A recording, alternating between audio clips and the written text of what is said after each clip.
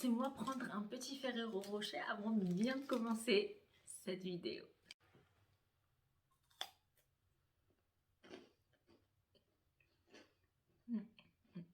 Le chocolat, c'est toute ma vie.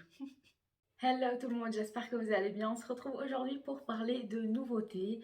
Il y a pas mal de sorties cette année. Je sais pas vous, mais moi je me sens un petit peu bombardée par les marques là qui nous sortent des nouveautés chaque jour.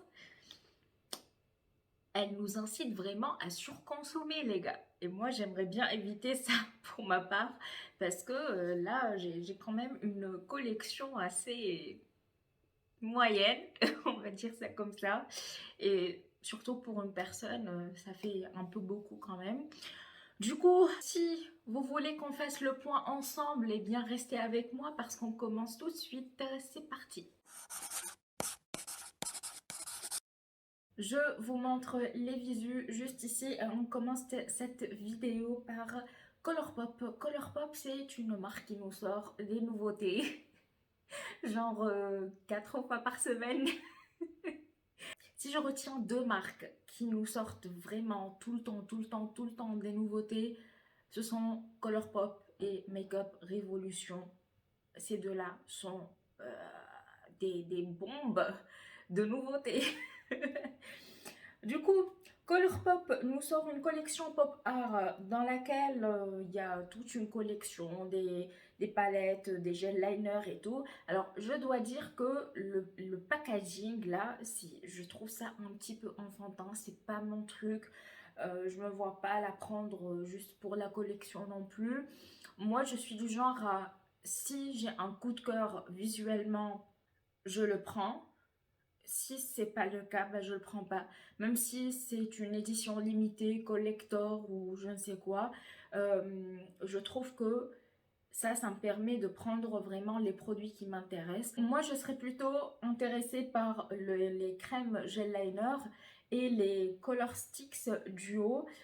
Donc le set est à 40 $, ce qui est pas mal du tout franchement pour les produits qu'il y a dedans. C'est ce que je vous ai dit, je trouve le packaging enfantin, donc pour moi c'est un no direct.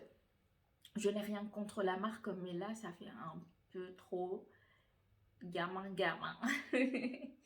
Ensuite, on a des palettes NBA X Colourpop.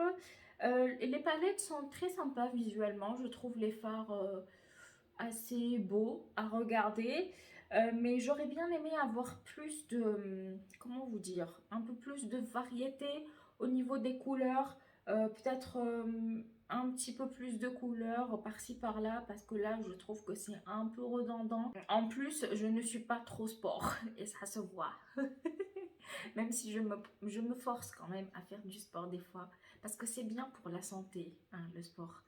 Et c'est bien aussi des fois pour le moral, mais la flemme quoi. Hindash, alors Hindash apparemment c'est un make-up artiste qui est à Dubaï, si je ne me trompe pas, je ne le connais pas et bon pour le moment sa marque ne m'intéresse pas du tout, mais on va parler de sa nouvelle palette qui est sortie ou qui va sortir. Du coup il s'agit de la Monochromance palette. C'est pour les yeux et le visage. Je trouve ça plutôt sympa d'avoir une palette tout en un. Ça nous permet de mixer ou utiliser chaque fard seul. C'est pas mal. Mais après, c'est pas du tout mon genre de palette. Ces fards là qui sont, comment dire, mélangés et un peu ombrés des deux côtés. Enfin, je sais pas comment vous expliquer, mais de toute façon, vous voyez la palette. Ouais, c'est pas vraiment mon truc, donc ouais, pour moi, c'est un no. En plus, ça coûte cher pour ce que c'est, franchement. Payer les taxes, payer la palette, payer tout ça, juste pour ça, non merci. On a Nabla Cosmetics qui nous sort Read My Mind palette. On a 16 fards avec une texture assez innovatrice apparemment. Le packaging ressemble un peu à une façade murale. Vous trouvez pas? Parce que moi ça me rappelle un petit peu les maisons anciennes où vous voyez genre on a cette façade murale ou même sur comment dire, sur le sol il y a ces façades aussi. Là j'ai l'impression de partir en cacahuète, mais c'est vrai quoi. Moi, je trouve pas ça très flatteur. Mais j'aurais bien aimé que la première ligne soit plus variée, différente, parce que les couleurs se ressemblent un peu trop à mon goût. Et du coup, je trouve ça dommage d'avoir 8 couleurs ressemblantes. C'est ce qu'on dit, ressemblantes. Par contre, un petit point, les amis, un point positif, c'est que quand on voit le packaging externe de la palette, on devine ce qu'il y a dedans. Donc, on n'a pas de mauvaise surprise. Et ça, j'apprécie beaucoup. Ces 2 semaines, il y a eu pas mal d'annonces de produits pour le teint. Que ce soit concealer, fond de teint, je ne sais pas ce qu'il y a avec les marques, mais elles veulent nous faire vendre du fond de teint, du concealer. Et comme on va presque vers le no mask, no more mask, no more, elle bombarde le marché avec les produits de teint. Bref, du coup, on a le Make Up Forever HD Skin Undetectable Longwear Foundation qui est déjà dispo, donc vous pouvez le trouver en magasin. Apparemment, c'est une nouvelle version qui est améliorée du fond de teint HD, Ultra HD qui est déjà existant depuis pas mal de temps. D'après ce que j'ai compris, ils ont mis une technologie assez spéciale pour que la performance du fond de teint soit meilleure. Avec ça, grâce à ce fond de teint, on va avoir un effet naturel. Ils disent aussi qu'ils couvrent les imperfections, lissent le teint, une couvrance moyenne à forte ou totale.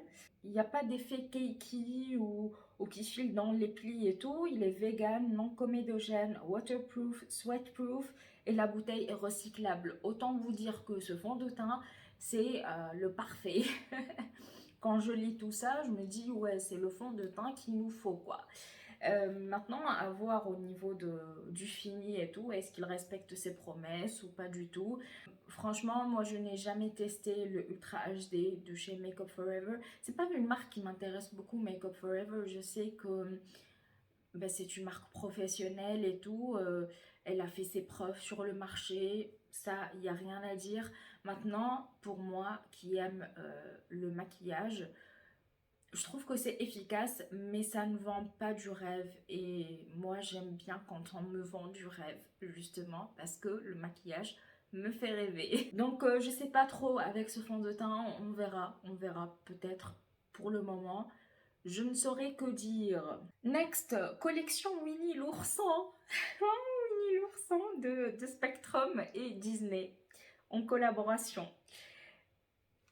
Mais c'est mignon ça. Regardez-moi les packaging, c'est mignon. C'est mignon. Qu'est-ce que je dois dire? C'est toute mon enfance. J'adore Winnie l'ourson, ok? Et là par contre, je suis très susceptible de prendre la collection juste pour le packaging parce que j'aime bien Winnie l'ourson. Non mais je trouve que c'est trop mignon. La collection est déjà dispo. Alors, je testerai peut-être les pinceaux et j'aimerais bien aussi prendre la trousse avec, comme ça je mettrai les pinceaux dedans. Oh, là c'est mon âme d'enfance qui parle. Encore Disney, oui, j'ai l'impression que toutes les marques ont fait des collaborations avec Disney cette année.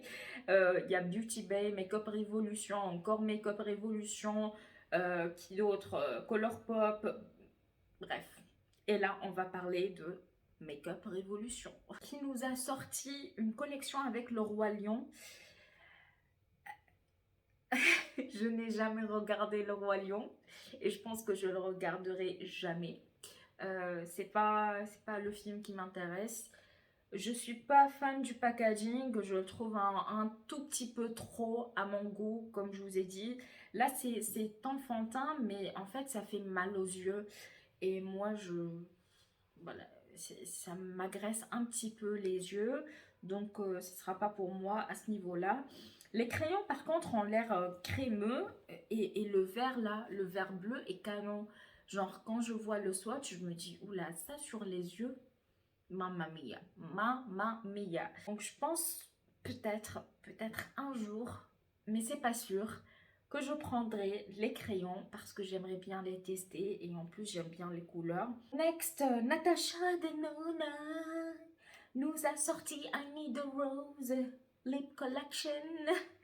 Ok, j'arrête. Ouais, bah, une collection de crayons, de rouge à lèvres rose neutre, voilà, rouge à lèvres liquide avec des rouges à lèvres en raisin, tout ce qu'il y a de plus basique.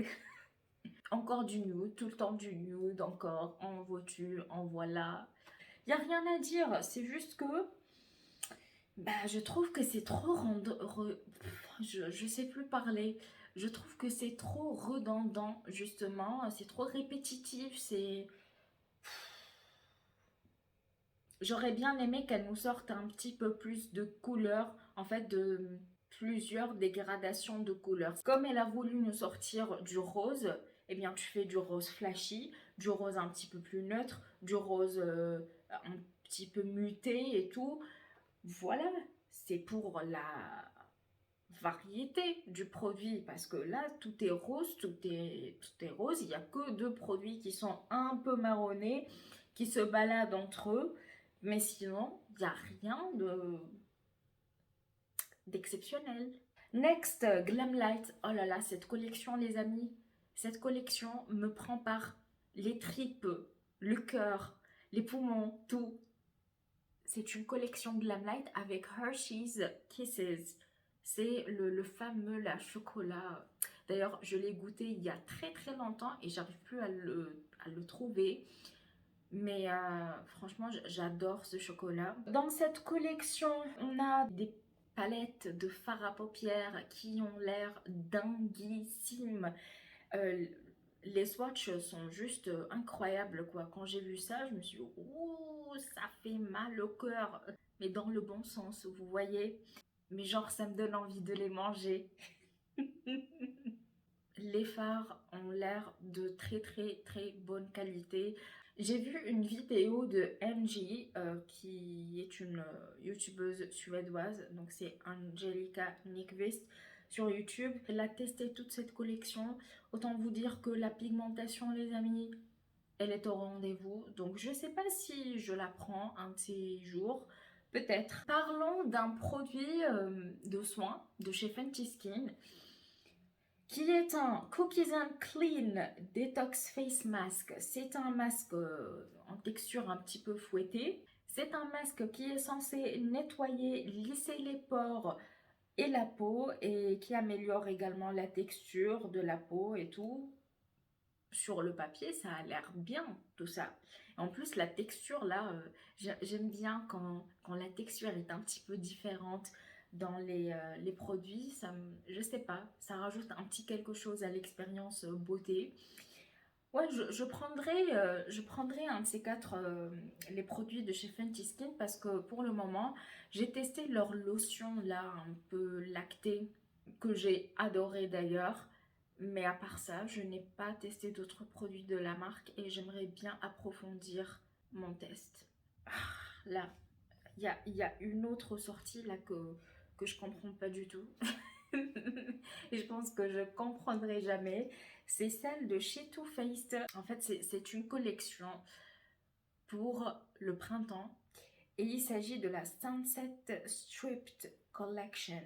Est-ce que vous ne voyez pas une petite ressemblance à la Born This Way Neutrals palette de chez Too Faced qui est sortie il y a 2 ans, je crois. C'est presque la même palette et ce sont les mêmes bronzers. Avec quelques teintes de plus, je crois. La sortie, ça sera pour fin mars, donc le 31. Mais bon, ça sera un pass pour moi parce que j'ai déjà le bronzer qui fait partie de mes préférés. Et j'ai la palette Neutrals Born This Way, donc je ne vais pas acheter celle-ci et ça me rajoute une palette de plus neutre. À quoi ça sert? Rien du tout. Ah là là, cette sortie les gars, ah, vous allez voir cette palette prochainement sur ma chaîne parce que j'ai déjà craqué. Il s'agit de la palette Hela palette de Oden's Eye avec Angelica Nyqvist. les fards, les amis, les fards, mon Dieu, les bleus, enfin les bleus, non, n'importe quoi, les verts qui sont là, c'est magnifique, de toute beauté. Et je sais pas, j'ai craqué le jour de sa sortie. Genre, en fait, je vais vous raconter comment ça s'est passé. Le 14, ah oui, elle est sortie le 14 sur le site en France. Et du coup, moi, en fait, j'étais à l'aéroport parce qu'on a atterri avant 20 minutes du lancement. Et moi, j'étais là en mode, avant que je passe devant la police de frontière, je vais prendre la palette. Comme ça ne m'échappera pas. Et donc, je suis restée 20 minutes à regarder sur le site, à attendre midi. Comme ça, je craque. Et après, je passe à la douane, à la police frontière et tout ce que vous voulez. D'accord? Et j'attends toujours ma commande. Là, je pense qu'elle va plus tarder à venir. Et je vais vous donner mon avis sur cette palette parce que les swatchs, les gars, ont l'air dinguissimes. J'ai regardé plusieurs vidéos de la youtubeuse quand elle en a parlé et elle a fait plusieurs maquillages avec. Tous les maquillages sont très très beaux sur elle. En plus, elle a de beaux yeux. Morphe avec Nian. Nian, Nine, je connais pas cette personne. Il s'agit de la Fierce Fairy Tale Collection. Je trouve que l'agencement des fards est très ingénieux de leur part parce que on dirait qu'on a 3 palettes différentes en une seule. Les couleurs m'attirent un petit peu quand même, mais les palettes de chez Morphe sont très... comment dire? La qualité des fards est différente d'une palette à une autre et je ne veux pas tomber dans ce piège-là. J'évite de tester les palettes de chez Morphe justement parce que je ne suis pas sûre d'avoir la qualité de chez Morphe. Kaleidos, c'est une marque que j'adore. La sortie, c'est une collection qui s'appelle Smoky Nostalgia. Au début, je voulais la prendre, mais après, quand j'ai bien réfléchi, je me suis dit non, je ne suis pas du tout la cible. Enfin, surtout pour les quads, parce que ben, j'aime pas les quads, tout simplement. Avant, quand j'étais petite, j'avais des quads, enfin des quads, 2 quads en tout. Mais là, je me dirige plus vers des palettes de 5 à plus, vous voyez, mais pas de 40 fards hein, non plus. Donc, je pense peut-être prendre les blushs parce que les couleurs des blushs sont juste magnifiques. J'ai vu Samantha March qui les a testés. C'est très très beau. Et pour ma part, si je les trouve toujours sur le site après 2 mois ou peut-être le mois prochain, je les prendrai. Allez, chez Benefit, qu'est-ce qu'ils nous ont sorti cette fois-ci? Eh ben, un concealer. Un concealer qui s'appelle Boing Bright. Et en fait, il est censé illuminer le dessous des yeux, corriger les cernes, hydrater la peau, avec une couvrance légère, modulable, et il est waterproof. Je n'ai pas testé le Boing original, donc je ne pourrais pas vous dire s'ils sont différents ou pas. Tout ce que je sais, c'est que bah, les promesses sont pas mal du tout. Surtout que moi, je n'aime pas avoir un dessous des yeux très asséché.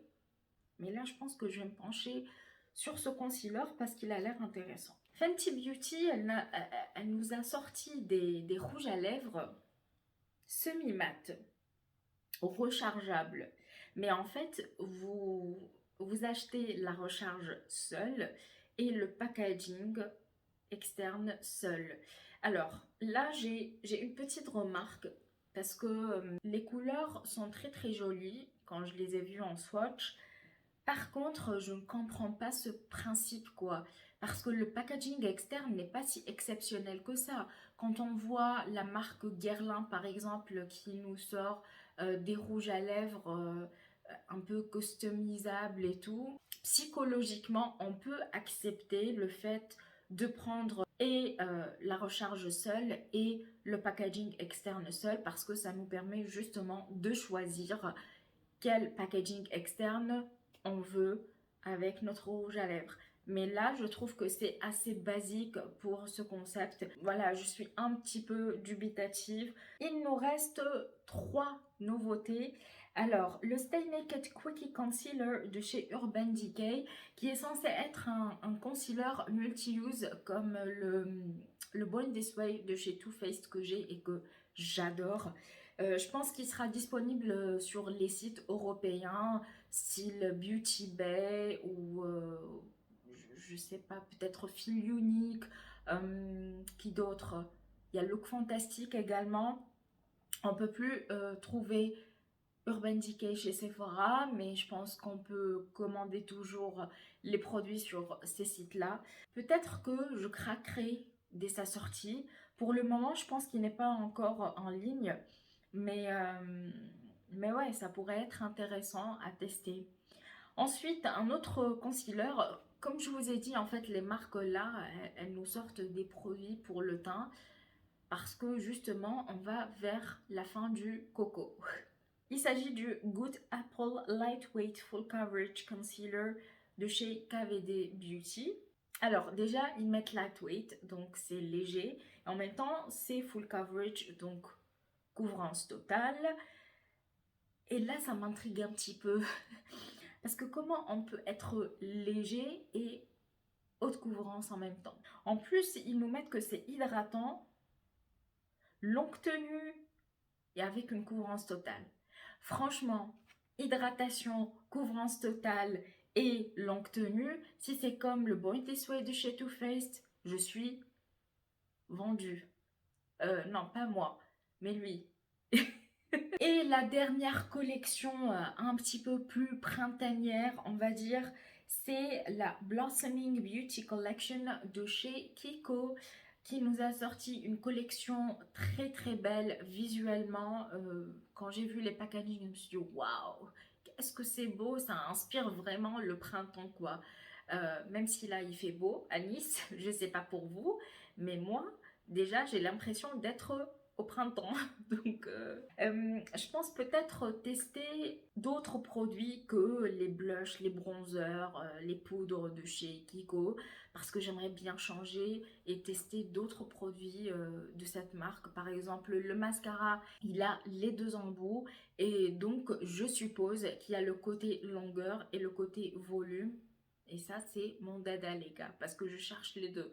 Il y a le spray que j'aimerais bien tester, même si j'en ai des tonnes ici et là j'aimerais bien quand même finir un petit peu mon stock. Voilà les amis, j'espère que cette vidéo vous aura plu. N'hésitez pas à me dire si vous allez craquer sur quelques produits. Si c'est le cas, n'hésitez pas à me dire quels sont les produits qui vous font vibrer le cœur. Et en attendant, moi je vous dis à très bientôt dans une nouvelle vidéo. Ciao ciao.